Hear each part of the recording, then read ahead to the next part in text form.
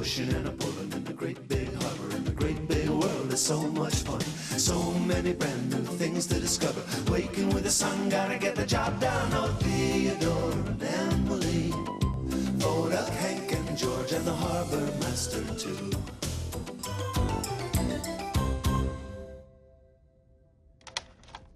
Hello. I've joined the Big Harbor basketball team. Huh? Oh, I've always wanted to be a basketball player. The final seconds of the big game are counting down. The Big Harbor Hoopsters need a big basket here. The harbor master makes a spectacular move around the parrot. Hey! Whoa, it was close. I need some new basketball shoes. All the really good players have them. I bet I could play much better if I had some new shoes. Of course, I know what Sigrid the Supply Ship would say. Yeah, just the other day, she thought she wanted something too. No, not basketball shoes. Why don't I tell you all about it?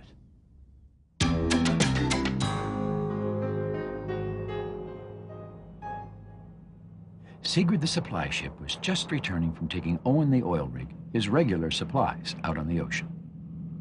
Summer storms were blowing up and down the coast. Well, that sounded like a horn, thought Sigrid. Yes, it definitely was a croaky little horn, and it was coming from Shipwreck Rock.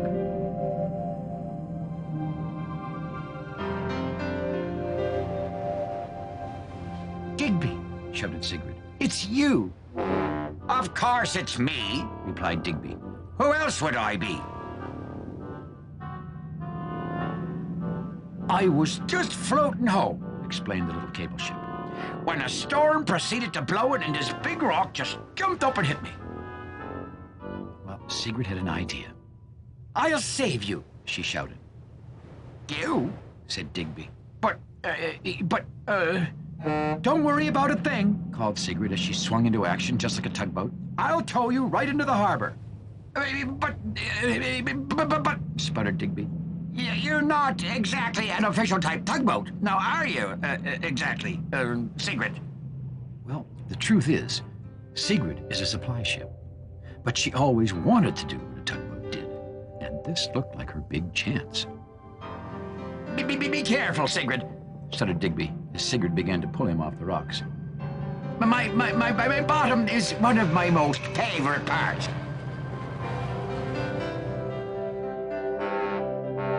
Meanwhile, back in the big harbor, Constance, the Coast Guard vessel, was sending Emily out to search for Digby. Emily was just about to leave the harbor when she saw a most surprising sight. It was Sigrid, and she was pulling Digby along behind her, just like a tugboat. Hi, Emily, called Sigrid. I rescued Digby.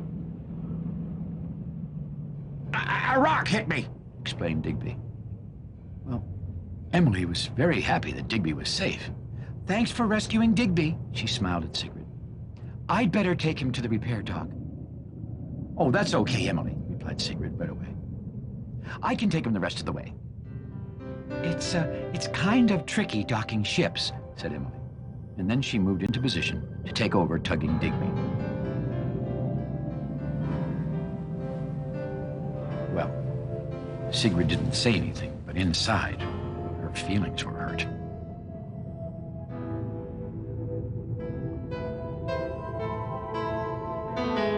I could do that, she said softly. I could do what a tugboat does.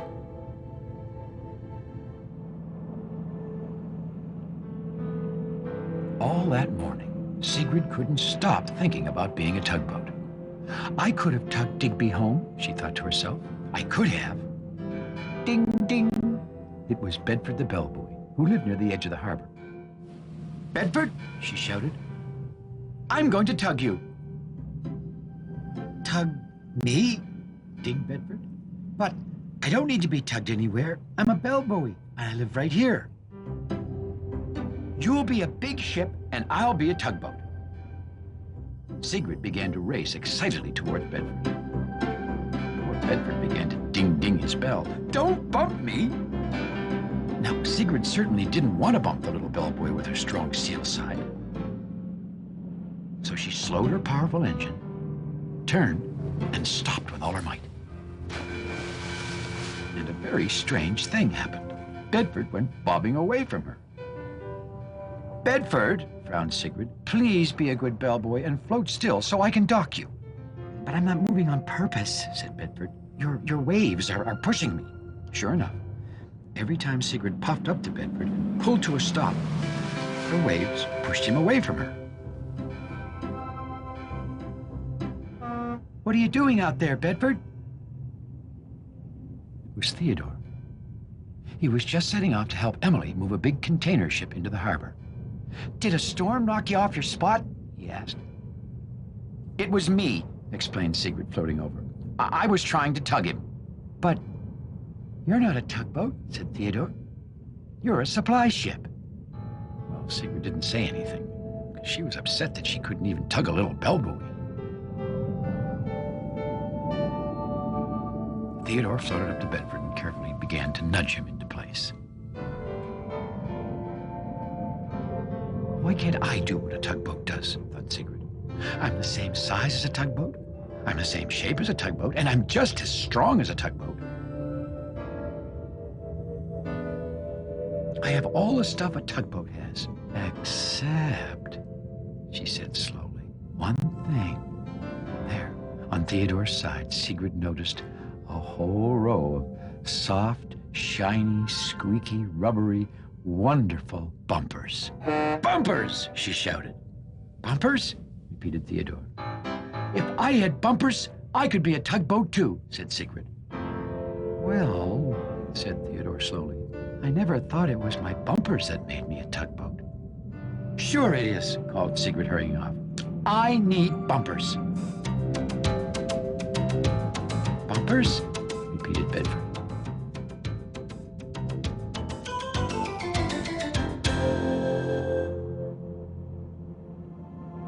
Sigrid skedaddled over to Shediac, the shipyard shed. Shediac kept all the tugboat supplies. "Could I please have some bumpers?" asked Sigrid. "Did the dispatcher send you?" said Shediac. "No," replied Sigrid. "But I need bumpers, shiny ones, that squeak." "But you're not a tugboat," said Shediac. "Oh, I have all the other stuff already," explained Sigrid. "I just need bumpers. Do you have any green ones?" "Sorry," said Shediac, "but usually only tugboats get bumpers." "Oh," said Sigrid. Suddenly, not being able to have bumpers made having bumpers seem even more important than ever. Sigrid imagined how great it would be to have lots and lots of soft, shiny, squeaky, rubbery, wonderful bumpers, green bumpers. How terrible it would be not to have them. "I'll never be a tugboat without bumpers," she said sadly. There didn't seem to be anything to do but go home to her dock. Now, at the same time, not far away, Emily and Theodore were bringing in that big container ship. Another summer storm was gathering off the ocean. Dark clouds streaked the sky. Thunder rumbled, and the wind was blowing up salt spray. "We'd better hurry," frowned Emily, "before this storm hits the harbor."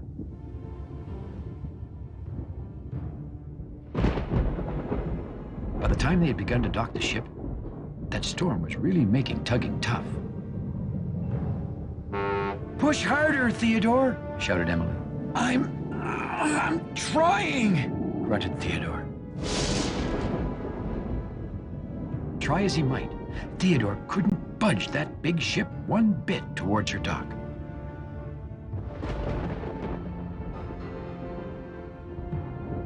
Emily knew they needed help. "If only we had an extra tugboat," she shouted. And that's when she heard Sigrid returning to her dock. "Sigrid," she cried, "help us push this ship into her dock." "I'm not a tugboat," replied Sigrid, "and I don't have bumpers, so I might hurt the ship if I try and push him."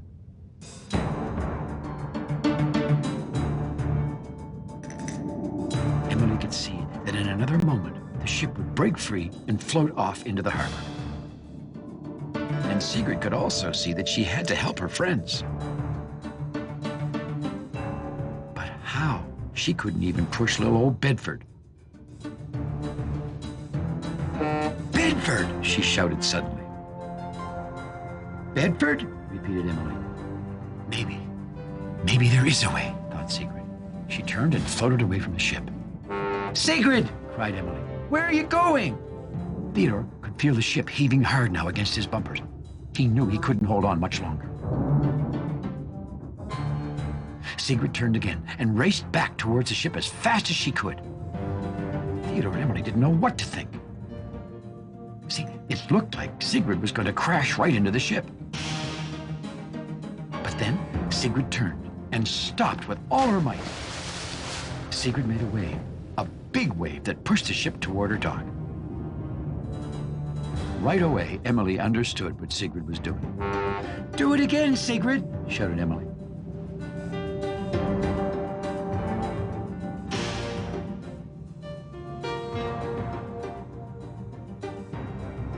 Sure enough, with the tugs pushing with their bumpers, with Sigrid pushing with her waves, the big ship was eased into her dock in no time at all. Hooray! Whistled Theodore. You did it, Sigrid! You did it! That was great tugging, Sigrid, smiled Emily. Great tugging, Sigrid repeated softly. The following morning, after the storm had passed, Sigrid was heading out onto the ocean to take Owen his supplies. Theodore came hurrying up. Sigrid, he puffed, there's something for you at the shipyard shed. Something for me? Said Sigrid. Well, what could it be? She wondered. Follow me, said Theodore.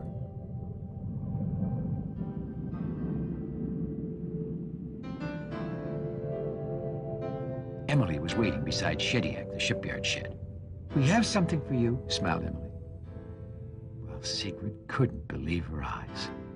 There, on the dock, was a brand new, soft, shiny, squeaky, rubbery, wonderful bumper. A green bumper. Emily was sure Sigrid would put it on her side right away. It was very nice of you to get me this bumper, said Sigrid with a smile. But, you know, Theodore was right after all. I was, said Theodore. You don't really need bumpers to be a tugboat.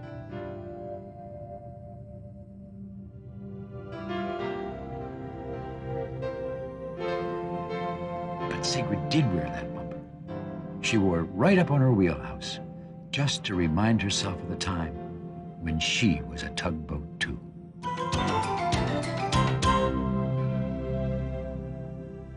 You know, I think all a tugboat really needs is something to tug. And all I really need to be on the Big Harbor basketball team are some new shoes.